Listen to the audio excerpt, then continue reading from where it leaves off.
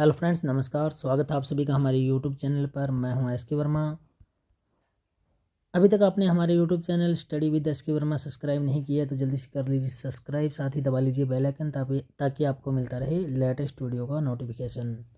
अगर आप भी है कक्षा 10 में और 2024 में आपका भी है अगर बोर्ड एग्ज़ाम, तो ज़रूर पढ़ें हमारे साथ, लगातार मेहनत करें और अपने लक्ष्य मेरिट के लिए अपने आप को तैयार करें।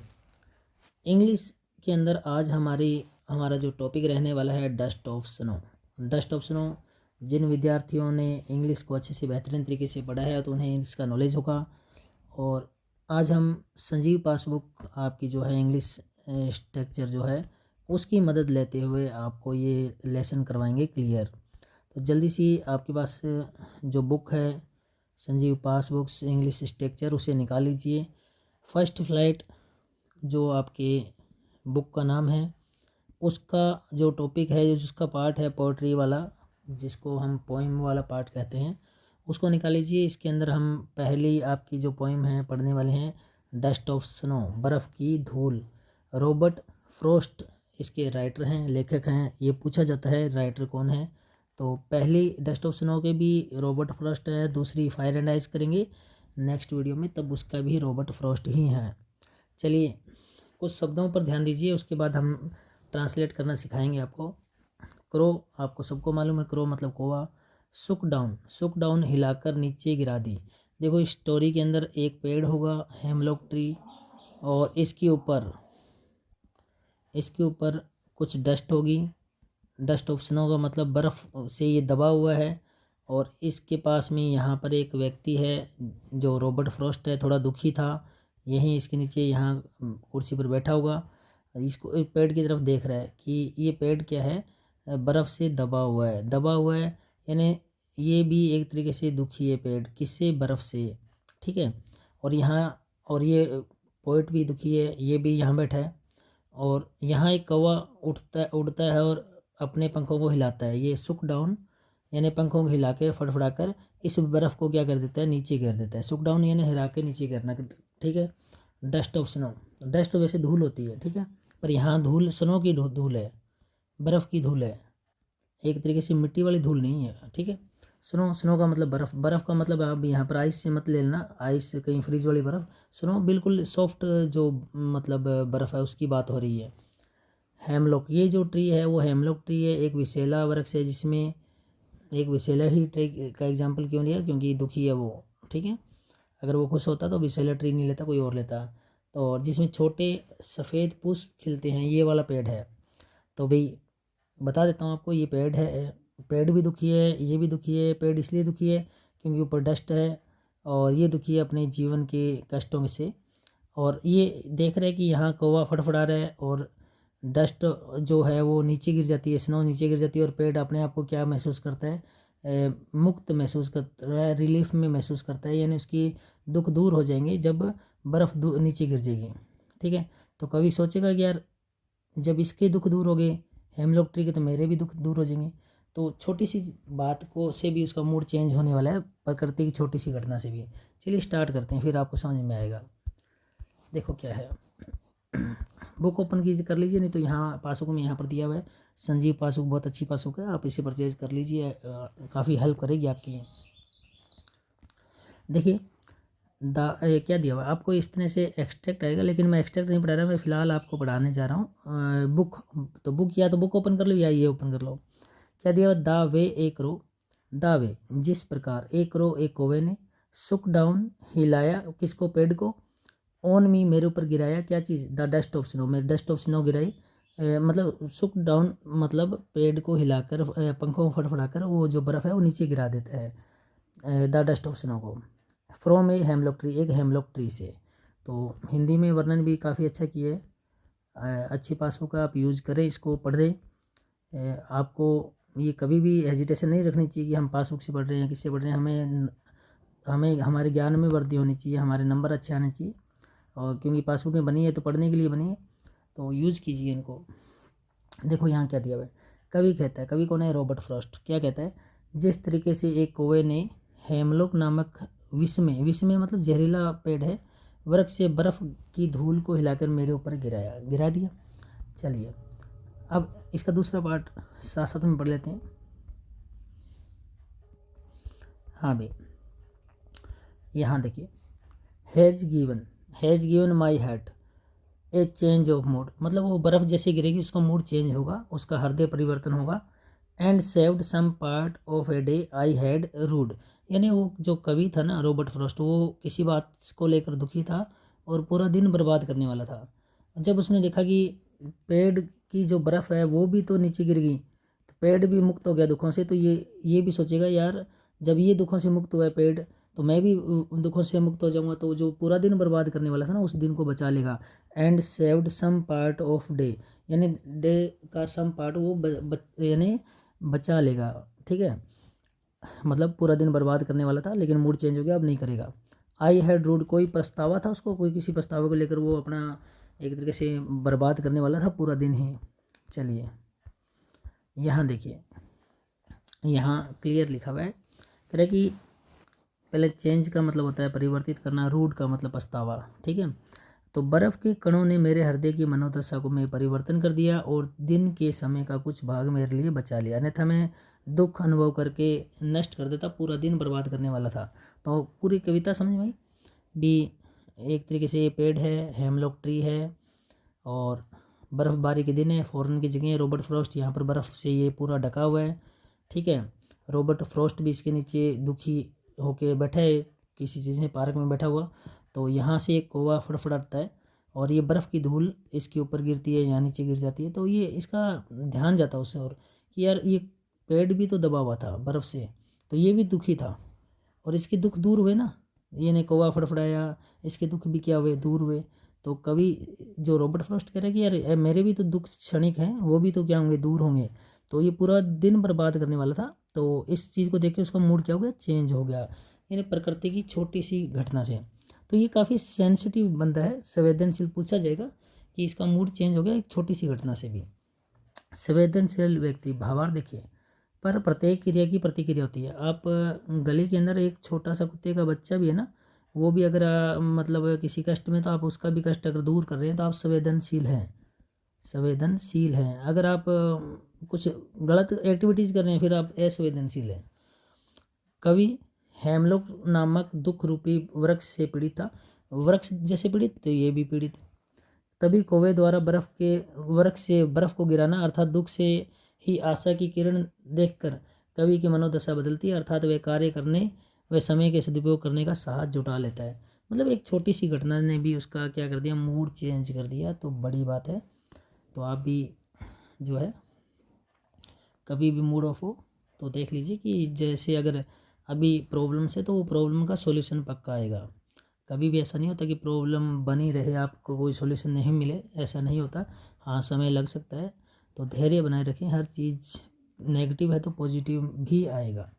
चलिए कुछ प्रश्नों को करते हैं, कुछ क्यों कंप्लीट प्रश्न देखिए, ये दिया हुआ है थिंकिंग अबाउट इट वाले प्रश्न। पहला प्रश्न, what is the dust of snow, बर्फ़ की धूल क्या है। आपको छोटे छोटे प्रश्न अलग अलग से करके करना।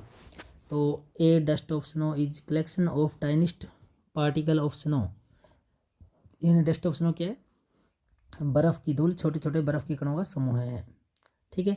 और आगे लिखा हुआ है snow which rest on upper part of an object, जो किसी पदार्थ के ऊपरी भाग पर जमा हो जाते हैं, तो ये ऊपरी भाग पर जमा हो गए थे ना पेड़ के। चलिए, व्हाट डज द पोइट से हैज़ चेंज्ड हिज मूड, किससे उसका मूड बदल गया, मतलब कवि का कैसे बदल गया। व्हाट डज द पोइट से, वो कवि ने कैसे, यानी कवि का जो मूड है वो कैसे बदल गया। How has the poet mood change, उसका मूड कैसे बदल गया, दोनों सेम ही लाइन है, किससे उसका मूड बदल गया या उसका मूड कैसे बदल गया। तो वो ये डस्ट ऑफ स्नो जब गिरी तो उसके छोटी सी एक्टिविटी से भी उसका मूड बदल गया। कैसे बदला, क्योंकि उसने भी सोचा कि भी जब ये जो है क्या नाम वृक्ष जो अपने दुख से निजात पा सकता है, तो मैं भी अपने दुख जो है, मेरा दुख भी टेम्परेरी है, कुछ ही क्षणों का है। देखिए क्या कह रहे हैं, हाँ भाई, द वेन द क्रो सुक डाउन ऑन मी, जब मतलब कौवे ने सुक down on me the dust of snow from hemlock tree, भी हेमलॉक वृक्ष से बर्फ़ की धूल हिलाकर गिराया तो कवि का मूड बदल गया। It change the poets mood, तो कवि का मूड बदल गया यहाँ। बिफोर दैट द पोइट, देखिए how has the poet mood changed, तो ये लिखा हुआ उसका मूड कैसे बदल गया। देखिए पहले वो पूरा दिन बर्बाद करने के चक्कर में था और बाद में इसने अपने दिनों को टाइम को बचाया था। देखो इसमें हिंदी में देखो, मूड बदलने से पूर्व कवि अपने समय को व्यर्थ में क्या कर रहा था, व्यर्थ कर रहा था अपने टाइम को, किंतु मूड बदलने के बाद उसने समय का सदुपयोग किया। तो हम कह सकते हैं भी उसका मूड चेंज कर दिया। ये बिल्कुल सही लाइन है कि how has the poets mood changed, भी पहले कवि क्या कर रहा था, before that the poet was idling away his time, but after change of mood he made use his time, मतलब जैसे इसका मूड बदला उसने अपने टाइम का क्या किया, सदुपयोग किया। तो कवि चाहता है कि आप भी ऐसे ही अपने मूड को सही रखें, रॉबर्ट फ्रॉस्ट की तरह मूड ख़राब ना करें, पढ़ाई पर ध्यान दें। अगर छोटी मोटी बातों से आपको मूड ख़राब होता है तो आपको मूड उसको सही करें। चलिए अगला, how does Frost present nature in this poem, यानी रॉबर्ट फ्रॉस्ट ने ना कैसे नेचर को प्रेजेंट किया। तो नेचर की छोटी सी घटना से मूड बदल रहा है। The following question may help you think of an answer, यहाँ काफ़ी सारे प्रश्न दिए हैं, उनको पढ़ना अपने को। देखिए, what are the birds that are usually named in poem, देखो व्हाट आर द बर्ड्स, कौन से पक्षियों के नाम, that are usually named in poem, poem में नाम दिए होते हैं। पहले तो ऊपर वाली लाइन हिंदी पढ़ो। इस कविता में रॉबर्ट फ्रॉस्ट प्रकृति को कैसे प्रस्तुत करता है, निम्न प्रश्नों का उत्तर खोजने में सहायता कर सकते हैं। निम्न प्रश्न आपको इसका उत्तर खोजने में सहायता कर सकते हैं। किसको, इस कविता में रॉबर्ट फ्रॉस्ट प्रकृति को कैसे प्रस्तुत करता है। पहले इसको देखो। पहला प्रश्न, कौन से पक्षी अक्सर कविताओं में नामित किए जाते हैं। डू यू थिंक, पहले डू यू थिंक बाद में करेंगे, पहले पक्षी को देखो। देखो कुक्को, ठीक है, कुक्को का मतलब यहाँ कोयल, नाइटिंगल बुलबुल, लार्क लावा पक्षी, और कैनरी क्रो कौवा, हॉक बाज, ईगल गरुड़, काइट चील, are the birds that are usually named in poem, आदि वे पक्षी हैं जिन्हें अक्सर कविताओं में स्थान दिया जाता है। ठीक है, ये इनको याद करना पड़ेगा। अब यहाँ एक चीज़ इस लाइन को देखो, Frost present nature in a artistic and symbolic way, क्योंकि प्रश्न ये था ना, प्रश्न यहाँ ये पूछा था, how does Frost present nature in poem, तो फ्रॉस्ट नेचर को कैसे प्रेजेंट कर रहा है इस कविता में, फ्रॉस्ट प्रकृति को कैसे प्रस्तुत करता है। तो कैसे करता है, फ्रॉस्ट प्रकृति को कलात्मक, कलात्मक मतलब आर्टिस्टिक, संकेतात्मक मतलब सिम्बॉलिक रूप से प्रेजेंट करता है। ठीक है, symbolic way. The following answer रिवेल it, जो निम्न उत्तर इसे स्पष्ट करते हैं। आपके एग्जाम में जो पूछा जाएगा ना वो ऐसे नहीं पूछा जाएगा, आपको सिंगल पर्सन ही देगा। अब देखो, डू यू थिंक ऐसे दे सकता है, do you think a crow is often mentioned in poem, देखो हिंदी में क्या कहता है, यहाँ देखिए, क्या आप सोचते हैं कि एक कौवा अक्सर कविताओं में उल्लेख में पाता है। तो आंसर आप लिखेंगे yes, A crow is also often mention in poem, poem में दिया जाता है प्राय कौवा। अच्छा, कौवे के बारे में और प्रश्न पूछेगा, what image come to your mind when you think a crow, जब आप एक कौवे के बारे में सोचते हैं, जब आप एक कौवे के विषय में सोचते हैं तब क्या चित्र आपके मस्तिष्क में उभरते हैं। देखिए ये तो लिख लिया, हाँ एक कौवा अक्सर कविताओं में उल्लेख मिलता है। एक कौवा उदासी, दुख, विषाद, नुकसान की तस्वीर हमारे मस्तिष्क में लाता है। A crow brings the image of sadness, sorrow, pessimism, loss, इस सभी को हमारे माइंड में क्या करता है, लेके आता है। तो क्रो के बारे में ये प्रश्न देखो, ये बनेंगे छोटे छोटे प्रश्न। अब देखो पूछता क्या, पर हम कंप्लीट करके जाएंगे। अगर हमें लक्ष्य बड़ा रखना है, हमारा लक्ष्य अगर मेरिट तक का है तो भाई हमें सारा क्लियर करके जाना है, अच्छे से याद करो। ठीक है, वो पासबुक से पढ़ो, अपने टीचर से, आपके जो भी टीचर्स ने आपको जो आंसर करवाए हैं उनको पढ़ो, जहाँ से आपको समझ में आ रहा है आपको आना चाहिए। मतलब एजुकेशन कहती है कि आपको अच्छे से सीखना है, रट्टा नहीं मारना। हमें हम लोग के बारे में ये जो टेस्ट ऑप्शन वगैरह में कोई पर्सन दे दें हम कर सकते हैं। Again what is a hemlock tree. देखो पुनः एक हेमलॉक वृक्ष क्या होता है। देखो हेमलॉक वृक्ष क्या होता है, इसके बारे में हम आंसर जान लेते हैं। Hemlock is a poisonous tree with small white flowers. Hemlock एक छोटे सफ़ेद फूलों वाला विषम्य वृक्ष है, जहरीला वृक्ष है। Why doesn't why does not the poet write about a more beautiful tree such as a maple और एन ओक और ए पाइन। क्या कह रहे हैं लेखक, एक और अधिक सुंदर वृक्ष और एक द्विफल या एक बलूत या एक चीड़ के बारे में क्यों नहीं लिखता। एक चीड़ का पेड़ को हम बोलेंगे पाइन, ठीक है। एक बलूत का पेड़ होता है ये ओक, एक द्विफल होता है मेपल। ये सब ना पहाड़ी एरियो पर होने वाले या ठंडे एरियो में होने वाले वृक्ष हैं, ठीक है। क्योंकि हेमलॉक ट्री भी उधर है, फॉरेनर के ट्री हैं ये सारे। तो ये ट्री ना ये ज़्यादा ये तीनों ट्री है ना ये विषैले नहीं है, लेकिन इसने हेमलॉक ट्री का यूज़ किया विषैला है। तो कवि कह रहा है, प्रश्न पूछने वाला कह रहा है कि कवि ने क्यों हेमलॉक को यूज़ किया, इनको यूज़ नहीं किया। तो भाई ये पॉजिटिव वे के ट्री है, ये जो ट्री है ना ये पॉजिटिव बातें कर रहे हैं। पर हेमलॉक क्या करे नेगेटिव, क्योंकि वो उदास था, वो खुश नहीं था। तो ऐसे ट्री को यूज़ करेगा जो उदासी को प्रेजेंट कर रहे हैं।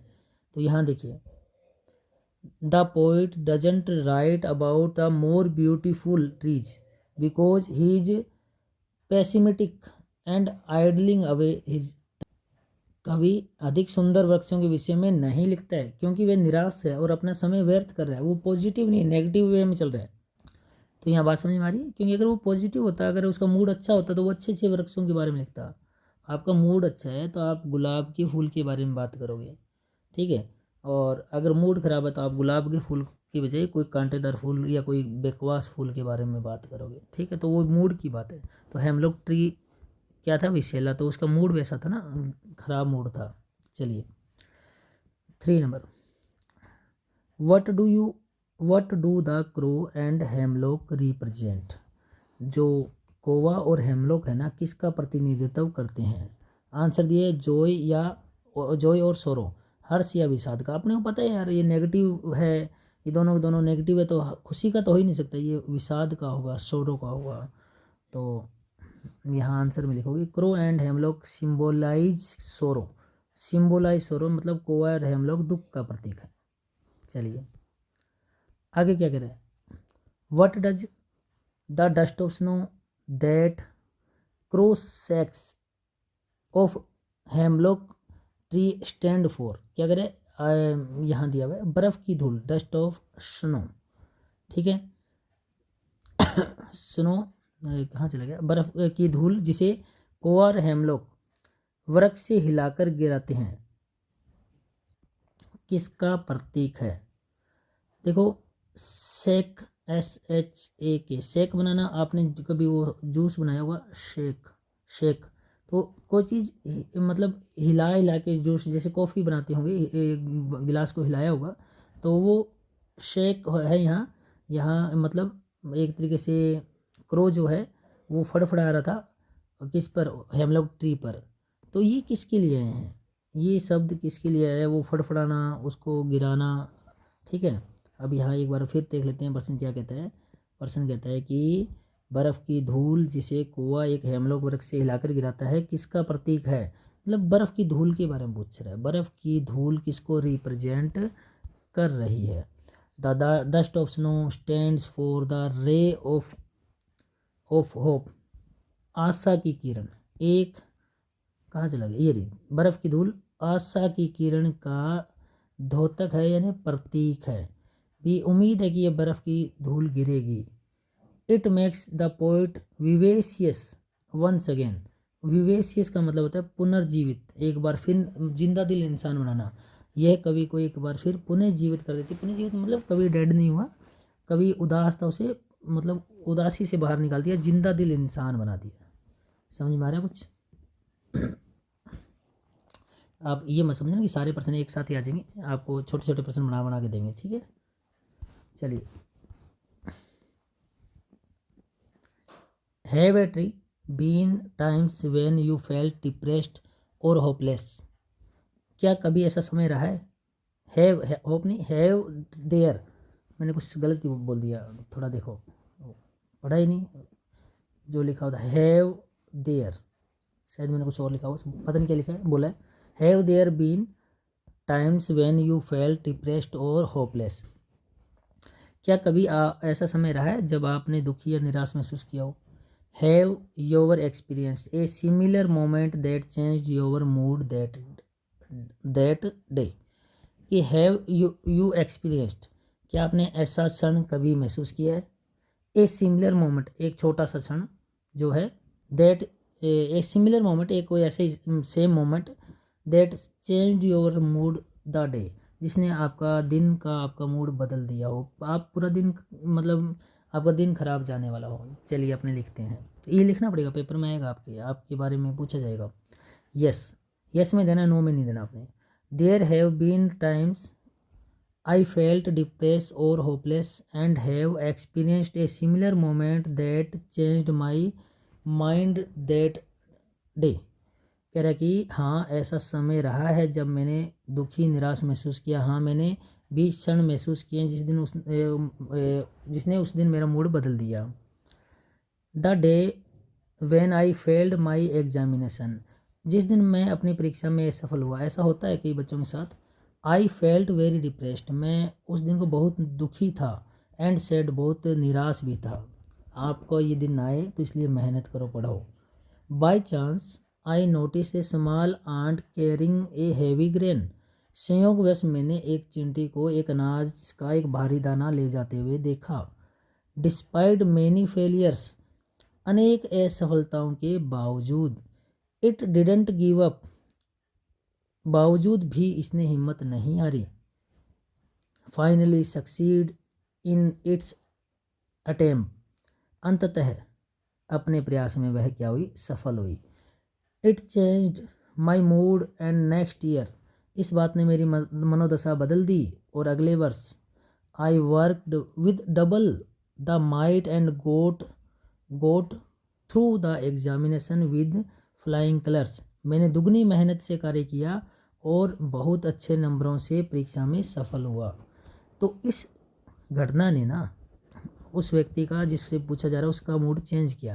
लेकिन मैं चाहता हूँ कि आप ऐसा ना करें, कहीं आप फेल हो जाएं, फिर 1 साल का वेट करें, फिर आपको सीख मिले और फिर आप ग्रो करो। तो भाई ये वीडियो देखते ही ना पढ़ना शुरू कर दो, साल क्यों बर्बाद करें।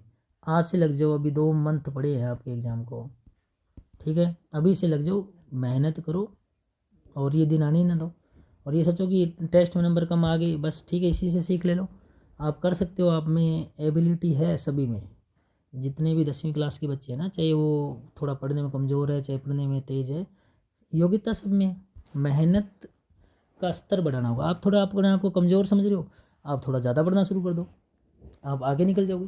तो सतत करो, रोज़ करो, थोड़ा थोड़ा थोड़ा थोड़ा रोज़ करो। बूंद बूंद से घड़ा भरता है, तो आप वाला भी घड़ा भर जाएगा। घड़ा भरने का मतलब यहाँ पर है आपका नंबर, आप ये बूंद बूंद घड़ा भरोगे तो आप भी यहाँ पास वाली लाइन, ये यहाँ टच कर गए तो पास हो गए, और आप मेरिट में जाना तो और बिल्कुल क्रॉस कर जाओ, ऊपर तक जाओ। समझ रहे हो। अब आगे हैं एडिशनल क्वेश्चन। इस वीडियो में नहीं करेंगे, नेक्स्ट वीडियो लेके आएंगे जिसमें एडिशनल क्वेश्चन करेंगे, स्टेंजा के बारे में आपको बताएंगे, ठीक है। 2 वीडियो में ये कंप्लीट हो जाएगा। डस्ट ऑफ स्नो, उम्मीद है कि आपको समझ में आ रही होगी, अच्छे से पढ़िए। अगर वीडियो अच्छी लग रही है तो अपने दोस्तों के साथ शेयर कीजिए। चलिए इस वीडियो में इतना ही। अगर अभी तक ना यूट्यूब चैनल सब्सक्राइब नहीं किया तो पहले वो सब्सक्राइब कर लीजिए। यूट्यूब चैनल कौन सा है हमारा, ये लो, यहाँ लिखा हुआ है स्टडी विद SK वर्मा। जल्दी से यूट्यूब चैनल सब्सक्राइब कर लीजिए, बेल आइकन दबा लीजिए ताकि आपको लेटेस्ट वीडियो का नोटिफिकेशन मिलता रहे। आज की इस वीडियो में इतना ही। नेक्स्ट एक अन्य वीडियो में फिर मुलाकात होगी, तब तक के लिए बाय, टेक केयर।